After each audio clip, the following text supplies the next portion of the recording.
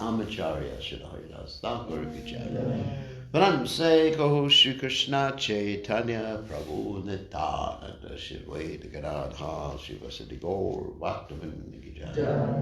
Shri Shri Radha Krishna Gopikovra Sayam Kun Radhakunda Giri Govardhan Ki Jai, Vrindavanam Ki Jai, Maturdam Ki Jai, Swami Ki Jai, Brahmai Ki Jai, Shrimati Lalasi Devi Ki Jai, Samaveda Bhakta Vrinda Ki Jai, Gaur Premananda Hari. All glorious, the assembled devotees, all glorious, the assembled devotees, all glorious, the assembled devotees. All glories to Shri Guru and Gauranga Srila Prabhupada Ki Jai. So, Om Gana Timidanda Sharagananjana Shlakaya Chakshur Midikan Yena Tasmai Shri Gurave Namaha.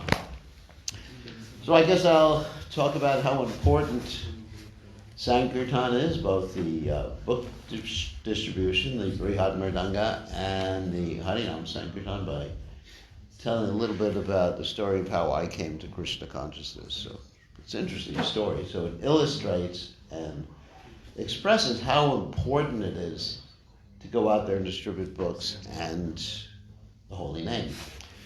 So once upon a time, about 200 years ago, when I was, anyway, once upon a time, I was a university student and studied similar things to what Ananta was studying. Science, because I didn't get my PhD like him. He's more advanced. So what happened is that I was studying at the university, and I was trying to figure out what life was all about, and I thought science could answer the questions. And so as I was studying so intensely, I heard the first chanting of the holy name that I'd ever heard in my life. And this Harinam party was on the radio. And this Harinam party was led by none other than His Divine Grace A.C. Bhaktivedanta Swami Prabhupada. So I heard Prabhupada chanting the holy name. And as soon as I heard Prabhupada chanting the holy name, it was quite dangerous. I lost all interest in my studies.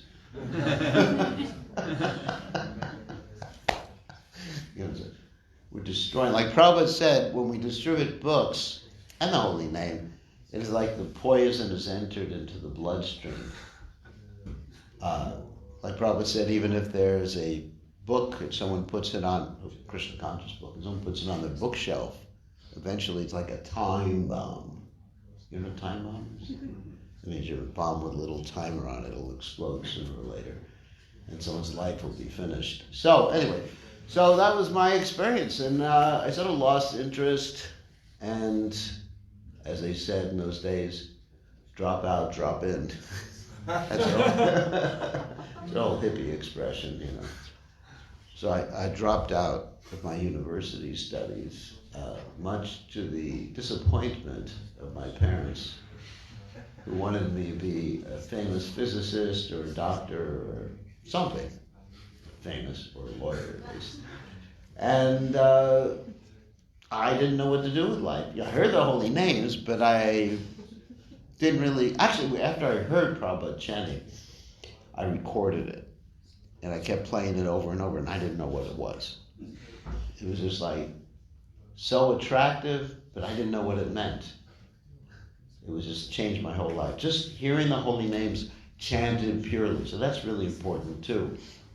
In fact, when you go out in Harinam and chant, you should also be concerned with your spiritual lives too. It's a balance. It's not that you just go out and chant and don't chant japa, don't hear Bhagavatam, don't have good sadhana. Because as Prabhupada said, purity is the force. Purity is the force. It means you have to be pure to affect a change in someone else's life. Of course, the books are always pure.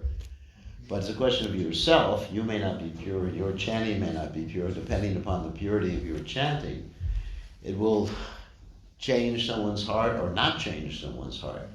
So that's extremely important. Okay. And So anyway, so then I lost interest in my studies, so I didn't know what to do.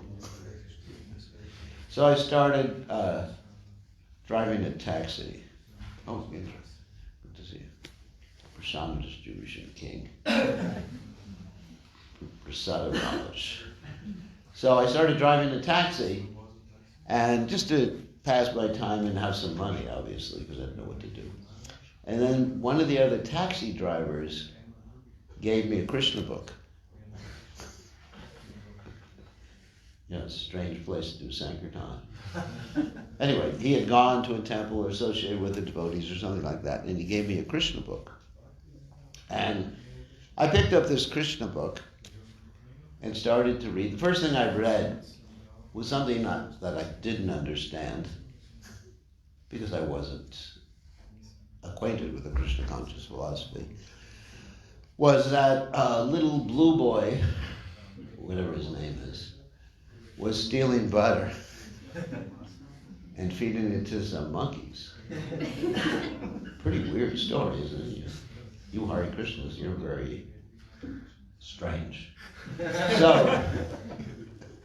So he was feeding butter to the monkeys. And so, what's this book about? All right, so I closed the book. Hare Krishna. Well, they didn't say Hare Krishna at that time. I mean, I've heard of LSD trips before. This is a little too much for me. But the problem was that once I read that,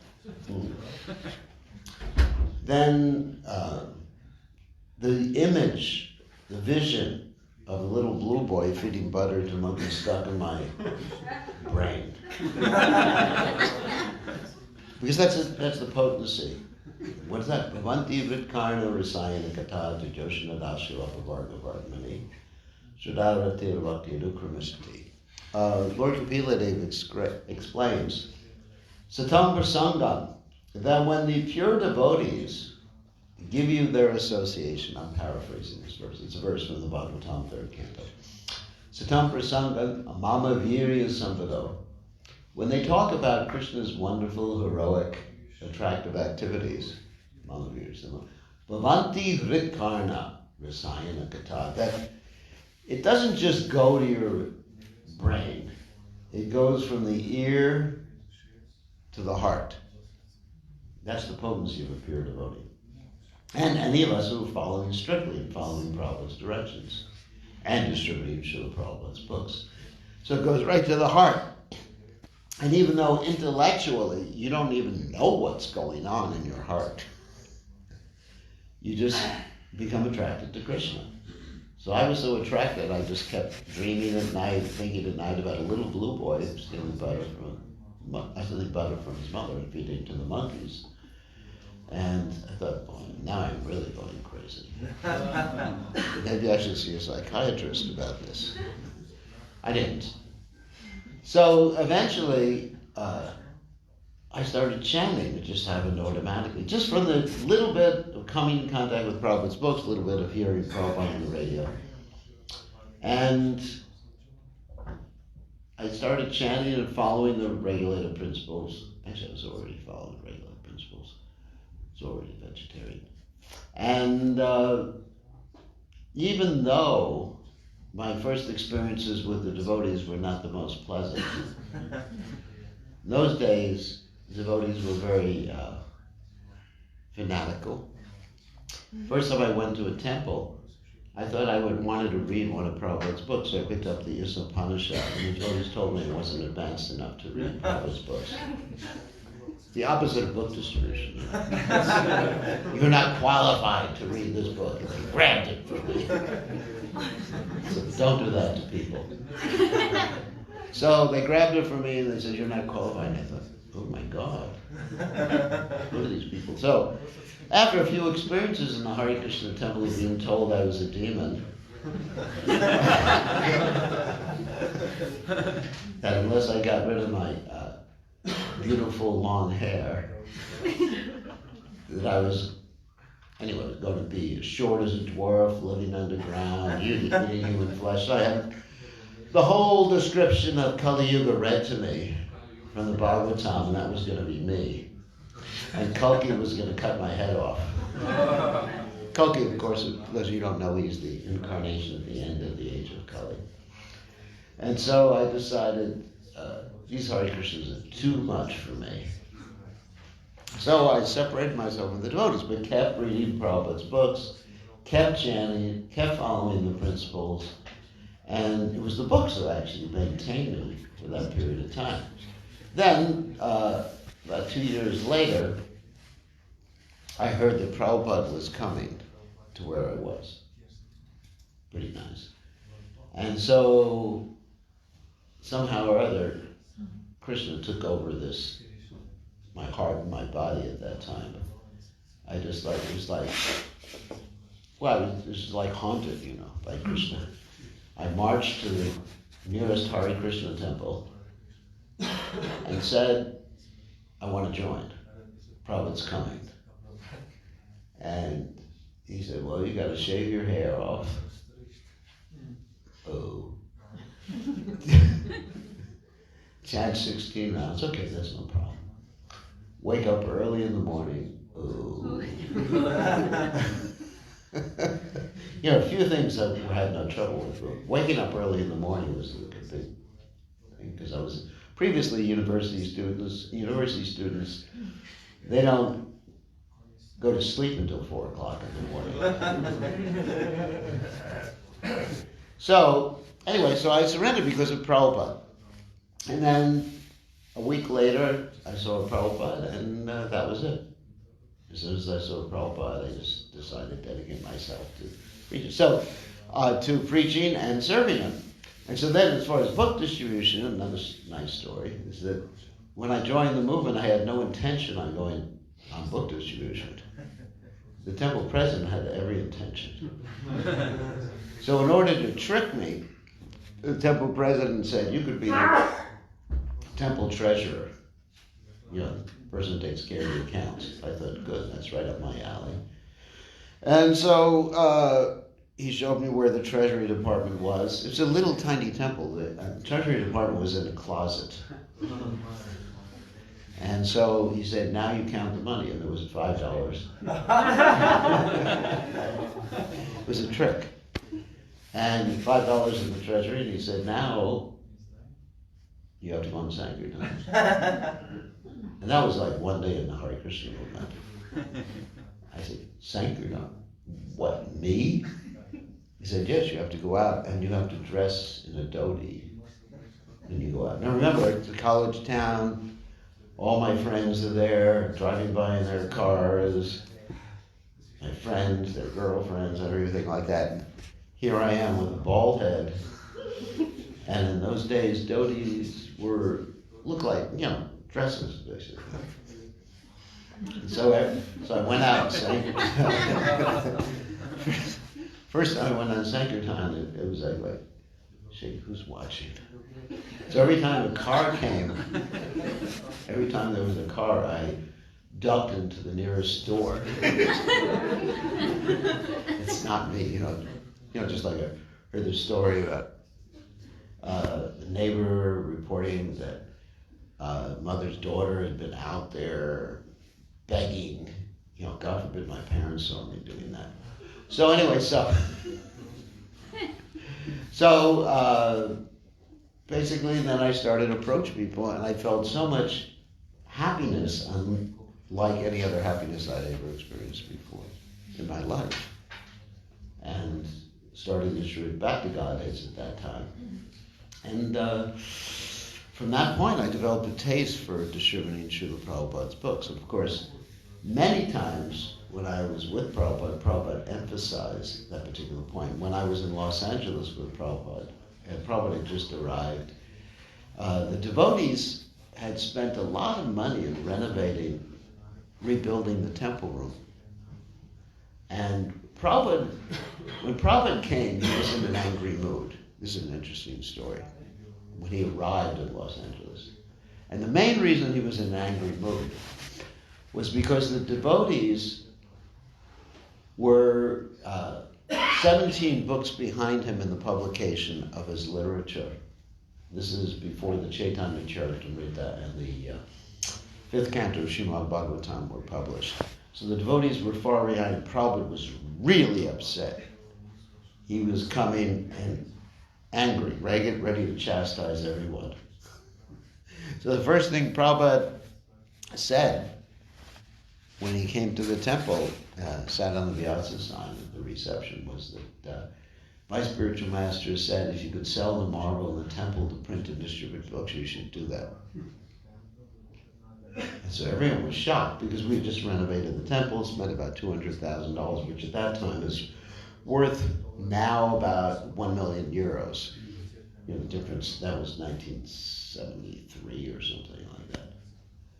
So everyone was shocked, and then Prabhupada re-emphasized again and again the importance of publication and distribution of his books. We were taking Prabhupada, myself and other devotees, we're taking Prabhupada around a tour of the BBT facilities in Los Angeles, you know, the BBT facilities for preparing the books for publication. And we were so proud to show Prabhupada all the latest technology that we had. Because at that time, the latest technology was not like now.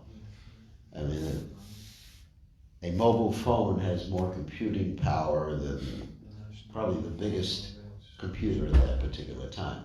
But anyway, there were some basic computers there, typesetting equipment, and even something called a telex. I don't know if any of you know what a telex is. A telex is, yeah, he knows, he's old. A telex is a typewriter that if you type on, it's connected to another typewriter maybe 5,000 kilometers away, and it types the same thing. It's before there was a fax. Does everyone know what fax is now? Yeah. It's before the faxes, before emails. Wait, it's like almost as bad as, the Morse code. Something like that. So there was a telex machine connected between Los Angeles, where I was, and Prabhupada was, and New York. And devotees wanted to show Prabhupada how wonderful it was. You know, you can type something and then you can see it in New York, and then you can type back. So you type, all glories to Prabhupada. And there was no response.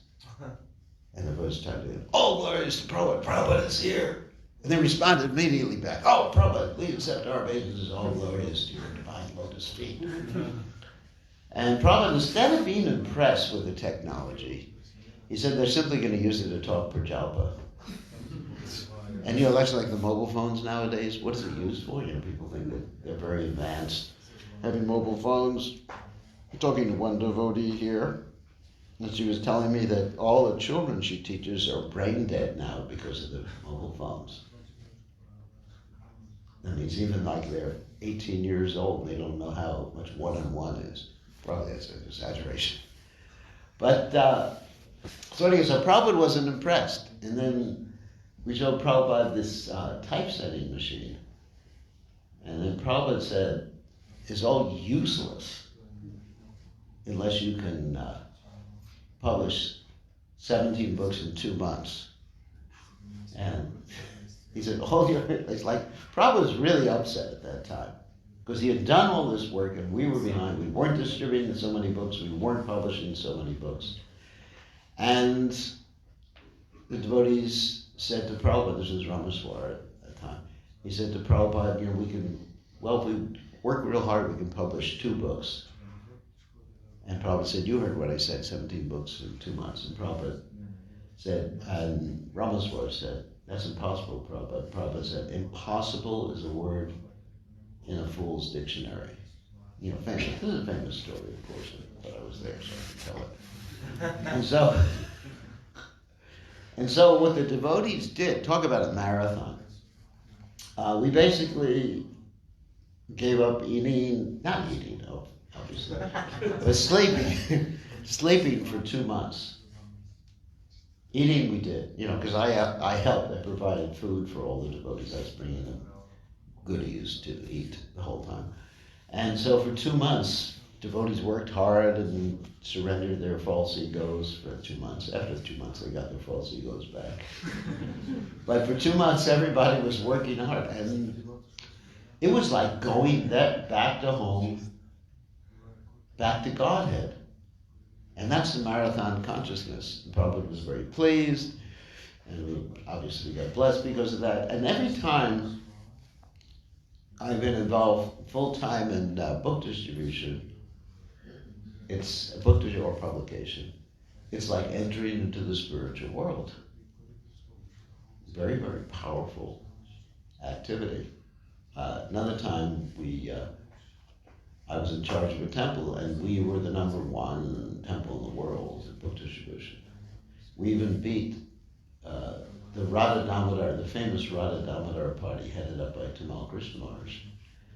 And Prabhupada, and I think I told this story before here, I'm sure I did. When Prabhupada spoke to us, he was overwhelmed. Prabhupada said his eyes opened wide when Prabhupada heard the results. And Prabhupada said about our number 1 book distributor, who had distributed 10,000 Gitas in 1 month, one devotee. Do you have anyone like that here? You're praying. And he did it in a very interesting way by going on the buses, handing out a book to everybody. You could do that in South America. I don't know if you can do that here. Maybe. Try it. So he went on the buses and handed out a Gita to everybody on the bus, and then made an announcement and went and collected money from everybody. And in this way, he distributed 10,000 Bhagavad Gita, big, hard-bound Bhagavad Gitas, not soft-bound Bhagavad Gitas. Prabhupada, when he heard that, Prabhupada said he has the mercy of Krishna. And so, it was a time, because sometimes you talk about the good old days in the Hare Krishna movement, but it was a time when Prabhupada was really pushing everyone to distribute books. And Prabhupada loved competition. Prabhupada told the devotees he would stay wherever there was the most books distributed. Because that's our whole purpose. Our whole purpose is to bring others to Srila Prabhupada's lotus feet, to Krishna's lotus feet. And of course, Krishna, as you know, says this in the Gita, that the most dear person to him, and there will never be one more dear than he who teaches this Bhagavad Gita to the devotees, to others. And so that's how you get Krishna's mercy. However, at the same time, don't neglect your sadhana. Because if you neglect your sadhana, then you won't be able to carry out the Sankirtan mission of Sri Chaitanya Mahaprabhu and please Srila Prabhupada. So anyway, I am very happy to be here. I guess it's a tradition. I come here every year right after the marathon, so I don't have to participate. No, that's not the reason. So I come here every year after the marathon and encourage the devotees, and I can experience the spiritual energy that's been emanating from this center because of the devotees, everyone, because of the devotees' enthusiasm to please His Divine Grace Srila Prabhupada, and also because of the mercy of Shishu Panchatattva. Panchatattva, Kaler Doshinade Rajan Ashiko Mahadgunan Kirtanadeva Krishnasha Mukta Sangha Pranambrajat. Panchatattva have appeared. Sango Pangasra Parshadam Yagyahi Sankirtana Prayar Yashanti Sumetasa, to carry out this Sankirtan. So they're just emanating their compassion for everybody here. So, any questions or comments or problems? There's no problem. See, when you go on Sankirtan, you're absorbing Krishna consciousness. There are no problems. The problems arise when you forget Krishna, when you're not absorbed in preaching or prasadam distribution too. Because probably I have to tell prasadam. So, Prabhupada said, I've done so many things in Krishna consciousness. But anyway, this is also why, anyway, so when I was teaching Gurukula, Prabhupada said, we were feeding the ducks on Sunday with old prasadam bread, and Prabhupada said all those ducks will become human beings, become devotees in the next life. And it was because of those children, actually, I went out on Sankirtan too. Completely. I mean, I'm traveling Sankirtan. I was part of the first traveling Sankirtan party in the movement. Because after 3 months, or 4 months of taking care of children without their parents there, I was a brahmachari, 21 years old, taking care of children 24 hours a day, who had been dropped off by their parents, and trying to educate the children. I decided I have to go on Sankirtan. Or I have to be liberated somehow. So I went to the temple president, who happened to be Sasarup. It was before he took sannyas, Sasarup Prabhu at that time. And I said, I want to go on traveling Sankirtan. And so he said yes, and I got my own van, and we traveled all around the country. And the way we did book distribution is we had constant marathons for 6 months without stop. We would distribute Srila Prabhupada's books from 8 o'clock in the morning till 8 o'clock in the evening every day. And we had Bhagavad Gita class, Bhagavatam class, Bhagavad Gita. We took prasadam, sweet balls, and halwa. And it was amazing. When we got back at night, you think, after a whole day of being out there in the street and sometimes getting attacked by people, because we were in America. America is not like friendly Slovenia. In certain parts of America, I'll tell you something. So we were like in the south of America. We get pulled into a town, and the police come out with guns and say, "Boy, if you know what's good for you, you'll get out of town real quick." Yes, sir.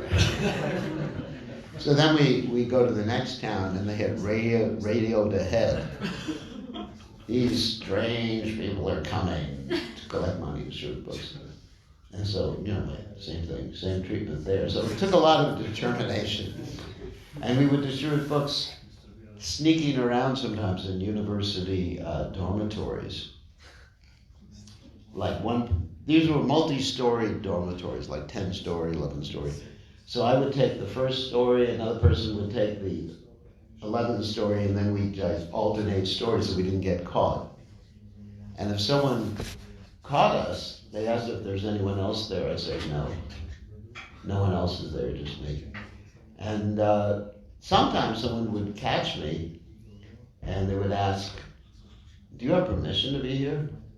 And I said, yes, the owner has given me permission. Thinking it was, Krishna.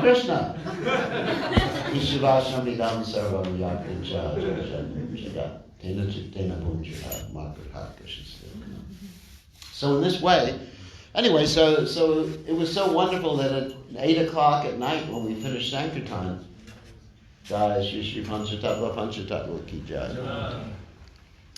when we finished Sankirtan, we just couldn't take rest. And also, we would listen to a tape, because in those days they had tapes. Does everyone know what a tape is? No. So we listened to a tape of Prabhupada, and it was so clear. You understand? Because, to use an expression from Huxley, our doors of perception, anyone's heard that expression before? Anyway, he's a philosopher from the 1900s. That he was describing when your doors of perception, what we call the Nava Dware Pure Dehi, the 9 gates of the body, the eyes, at least the perceptive senses, the eyes and the ears, when they become open, you can actually perceive reality. So in being engaged in the Prabhupada service intensely for so many hours a day, when we listened to Prabhupada, it was like a direct transportation to the spiritual world. We could hear clearly every single syllable, all of Prabhupada's ecstatic manifestations. Because when Prabhupada is speaking, if you listen very closely to his recordings, you can actually hear the Bab, or the Babas, to put it in plural, in Srila Prabhupada's voice. You know, the symptoms of ecstasy. It's very, very clear, but you have to listen very carefully. So we could hear this, and we'd listen to songs about Prabhupada, and we couldn't sleep at night because it was so much ecstasy from being absorbed in Krishna's service and preaching movement of Sri Chaitanya Mahaprabhu. So you're all very fortunate because this ecstasy is not dependent upon Prabhupada's being physically present. Prabhupada is here. You know, as Bhaktivinoda Thakur says, he reasons ill, says that Vaishnavas die when thou art living still and sound. So Prabhupada is here, so when you engage in his book distribution, in his Harinam, then you're coming in contact with Prabhupada and you're cleansing your senses. Cheto confirmed. Cheto Darpanam Arjanam Bhalamahadvadi Nirvapanam. Sarvapati Vinirmutam. Either Krishna's angry with me or he's confirming something. Anyway, so it's an amazing experience. It's just amazing. So you're all very fortunate to have taken part in this amazing experience, and we request you all to take part year after year, day after day. Why not 365 days? And this year you get even a greater opportunity because there's one more day in this year.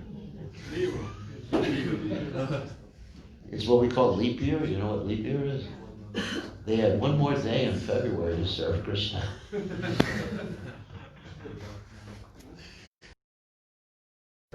Because in the Vaishnava calendar, they add a whole month you can serve Krishna.